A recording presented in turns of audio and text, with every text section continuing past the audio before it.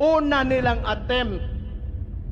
Nag-People's Initiative sila diri sa Davao. Gitawag nila nga People's Initiative at yet it came from Congress. Unsay gibuhat nila, nagda sila kwarta dire, nagda sila ayuda, papirmahan nila ang papel nga wala sila mag-ingon kung unsay himuon nila atong papel ato.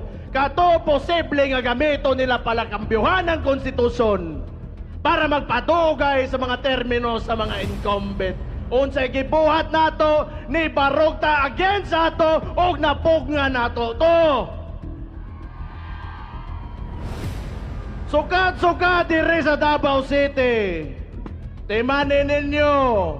Wa mi kaingon kami mga taga Davao nga dautan ang kwarta. Pero among boto sagrado ihatag namo dito sa amuang gusto.